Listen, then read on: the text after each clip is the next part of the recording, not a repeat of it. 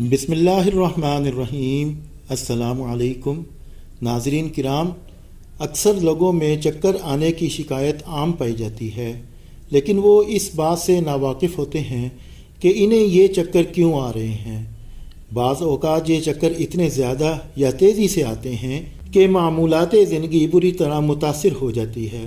چکر کیوں آتے ہیں؟ چکر آنے کے دوران کیا احتیاطی تدابیر اپنائی جائیں یا پھر ان کا علاج کیسے ممکن ہے؟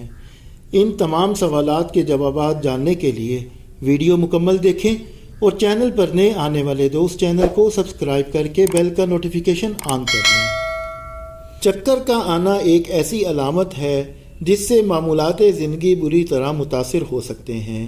اس صورت میں نہ انسان بیٹھ سکتا ہے، نہ لیٹ سکتا ہے، نہ اٹھ سکتا ہے، نہ سیڑھیاں چڑھ سکتا ہے اور نہ اتر سکتا ہے، اور اس کا گھر سے نکلنا بھی مشکل ہو جاتا ہے۔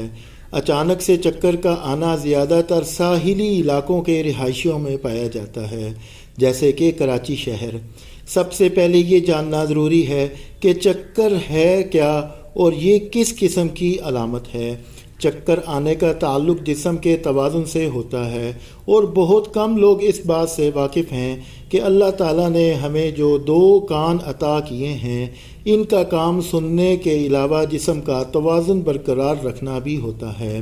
اگر جسم کا توازن بگڑ جائے تو ہمیں دو طرح کی صورتحال کا سامنا کرنا پڑتا ہے، ایک ورٹیگو اور دوسری ڈیزینس۔ ورٹیگو میں ہمیں ایسے چکر آتے ہیں کہ ہر چیز گھومتی ہوئی محسوس ہوتی ہے اور ہمارا اٹھنا بیٹھنا یا کھڑے ہو کر توازن برقرار رکھنا مشکل ہو جاتا ہے، جبکہ ڈیزینس میں ہمیں ہلکے پھلکے چکر آتے ہیں، یعنی چکروں کے دوران ہمارے معمولات زندگی بھی جاری رہتے ہیں۔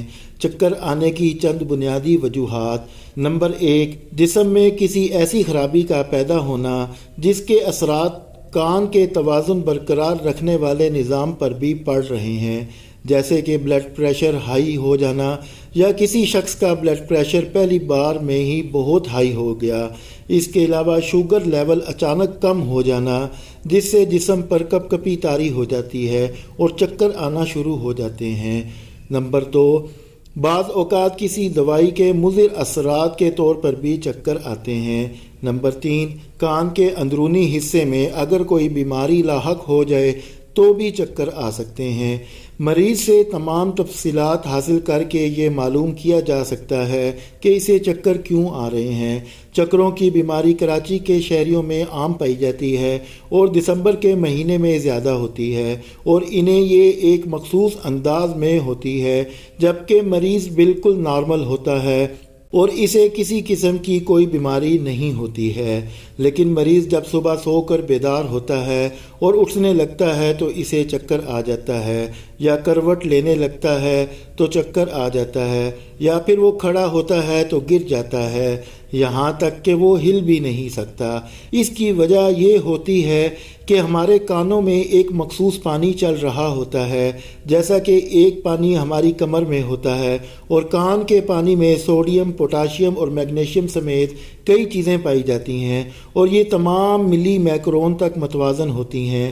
جب کانوں میں سے کسی ایک کان کا پانی زیادہ گاڑھا یا زیادہ پتلا ہو جاتا ہے تو ہمارے جسم کا توازن بگڑ جاتا ہے اور ہمیں چکر آنے لگتے ہیں۔ اسی وجہ سے اکثر مریضوں کو ایک مخصوص پوزیشن میں چکر آتے ہیں۔ ناظرین کرام، امید ہے آج کی ویڈیو آپ کے لیے بہت فائدہ مند رہی ہوگی، تو جلدی سے اسے لائک کر کے اپنی پسندیدگی کا اظہار کریں، اور صدقہ جاریہ کی نیت سے اس پوسٹ کو فیس بک اور واٹس ایپ پر زیادہ سے زیادہ شیئر کر دیں۔ جزاک اللہ۔